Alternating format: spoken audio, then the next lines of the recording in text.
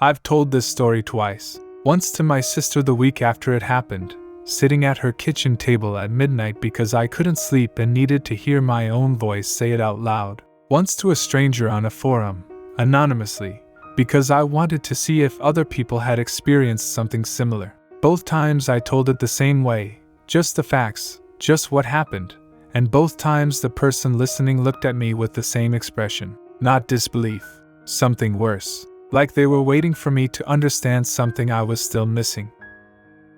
My sister asked one question when I finished. She asked if Joel had seemed relieved the next morning. I said yes, actually, now that she mentioned it. She nodded and didn't say anything else and made more tea, and we sat with that in the kitchen for a while. The stranger on the forum asked if I was still in contact with Joel. I said yes. They didn't respond after that. I'm going to try again here. 3 of us rented the cabin, me, Dara, and Joel. We'd been close since university, the kind of close where you don't need to explain yourself, where silence is comfortable. We did a trip every couple of years, nothing extravagant, a few days somewhere quiet. This time Joel found the place. He sent the listing in our group chat on a Tuesday in October with just this one, next month. No discussion. No alternatives offered. That wasn't unusual for Joel. He had strong opinions about small things and we trusted his taste. Dara said yes within the hour, and I said yes that evening. The cabin was in the woods outside a small town I'd never heard of. 4 hours from the city. It sat at the end of a gravel road, single story, old wood that had gone gray, a covered porch across the front, trees on 3 sides, close enough that the branches touched the roof when the wind moved. Inside it was fine. 2 bedrooms, a main room with a fireplace, a kitchen that smelled like someone else's cooking. The kind of place that holds the presence of all the people who've stayed in it. We arrived late afternoon on a Friday. Joel seemed good. He seemed like himself, easy, funny, the one who always found the bottle opener and never had to look twice. We made dinner, drank wine, sat by the fire. Dara fell asleep on the couch around 11. Joel and I talked for a while about nothing important, and then I went to bed. The first night was just rain and wind. Saturday was good. We walked the tree line in the morning, drove into town for lunch, came back and read and napped, and made a complicated pasta that took longer than it should have.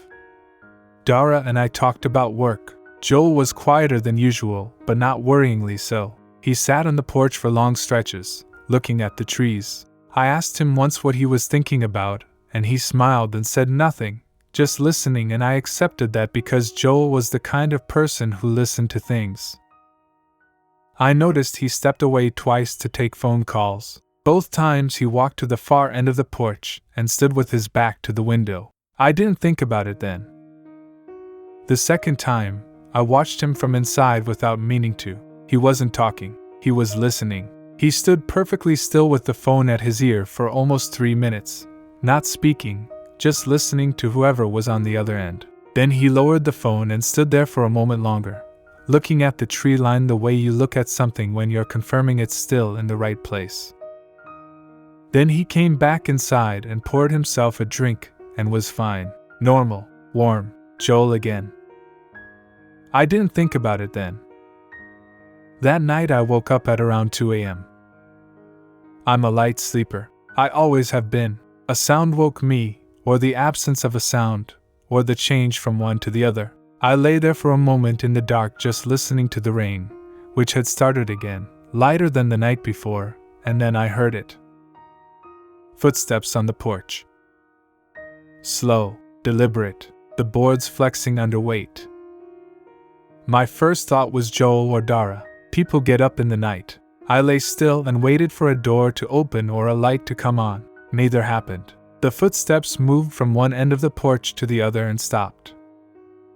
I got up. I checked Dara's room first. She was asleep, face toward the wall, breathing the slow, deep way. I crossed to Joel's room. His door was open and he was in bed, visible in the light from the window, eyes closed.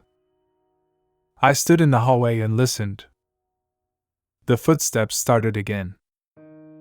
This is the part I've gone over most, the part I've tried hardest to explain. Not the sound itself, but the quality of it. The weight behind it seemed inconsistent, heavier in some steps than others in a way that didn't correspond to any normal walking pattern. And the pace was wrong, too slow for someone moving normally, too steady for someone trying to be quiet. It was the pace of someone who was not in a hurry because they had no reason to be.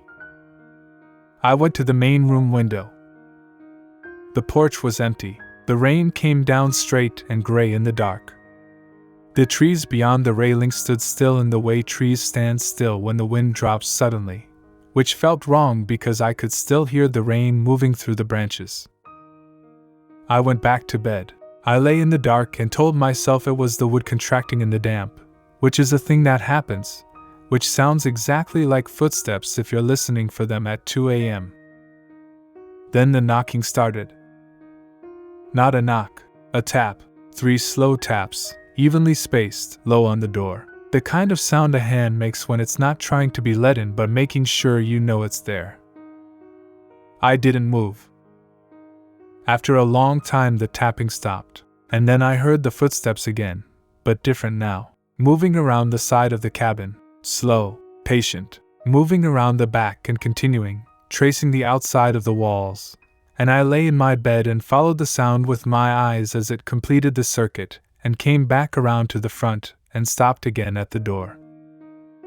I want to be precise about what the circling felt like from inside. It didn't feel like surveillance. It didn't feel like an animal investigating. The closest I can describe it, and I know how this sounds, is assessment. The careful, unhurried movement of something that already knew what was inside and was confirming something else. Something about the outside, about the structure, about whether it was satisfied with the arrangement.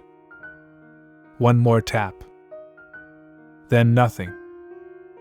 I didn't sleep again that night. I lay still until the sky went gray and the birds started and the rain stopped. Then I got up and put on my shoes and went outside. There were footprints on the porch, muddy, deep enough to hold their shape, adult-sized. They came from the steps and went directly to the door. There were no footprints on the steps leading up to the porch. There were no prints in the mud below the steps. I stood looking at them for a long time. The woods dripped. A bird called twice and was quiet. I heard the door open behind me. It was Joel. He came out with 2 mugs of coffee and stopped when he saw me looking at the porch floor. He looked down at the prints. He stood beside me for a moment without speaking. This is the part one keep returning to. He handed me the coffee. He looked at the footprints for what felt like a long time, and then he looked up at the tree line, and the expression on his face was not fear and it was not surprise and it was not the complicated forced calm of someone pretending not to be afraid. I have tried many times to find the right word for what it was.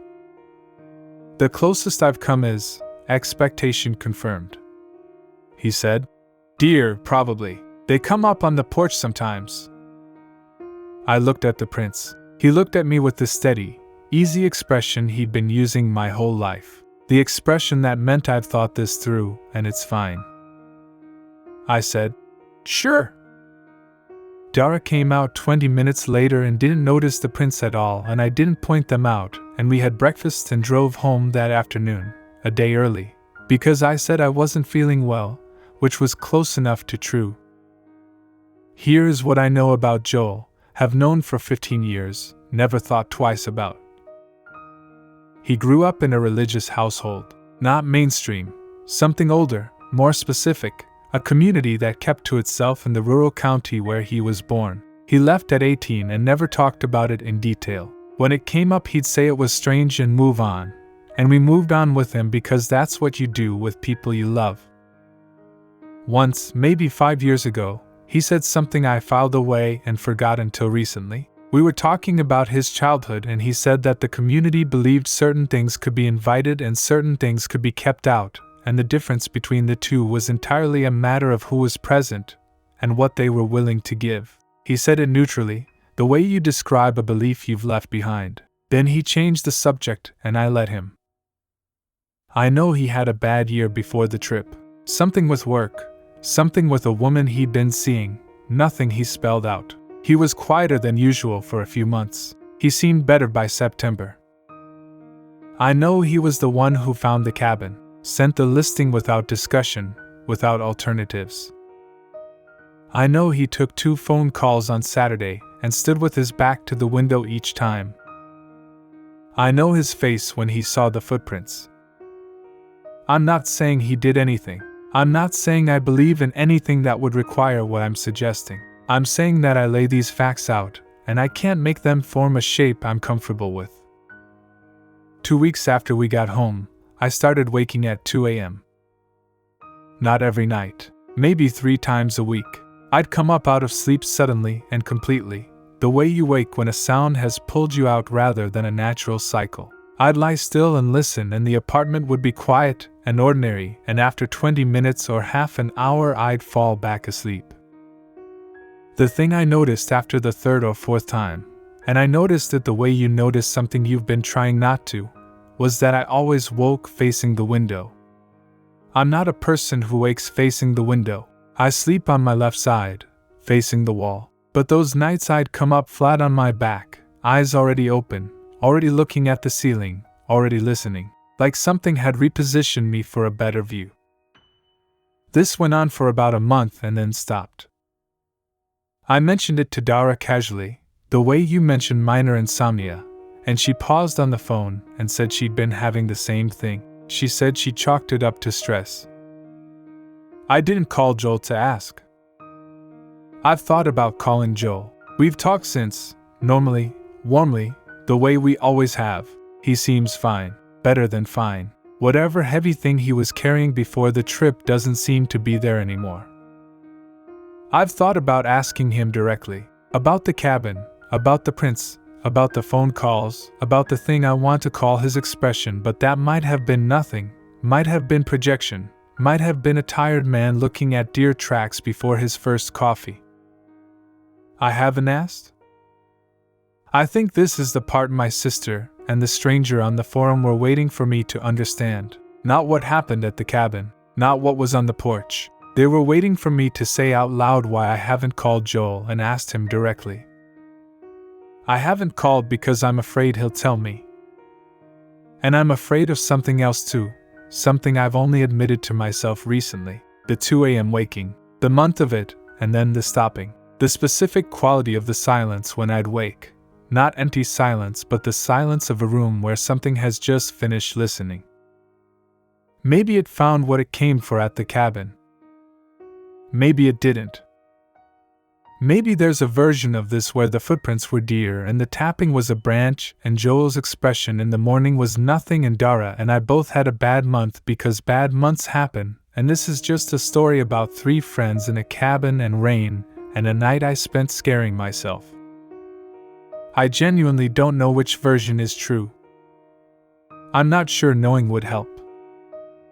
We're planning another trip for the spring. Joel found a place. He sent the listing on a Tuesday with just this one, next month. I said yes. I don't know why I said yes. I've been trying to figure out why I said yes. The closest I can get is this. When the listing came through, I felt something that wasn't quite excitement and wasn't quite dread, but sat exactly between the two in a way that felt familiar, like a sound you recognize before you remember where you heard it. I said yes within the hour, just like Dara.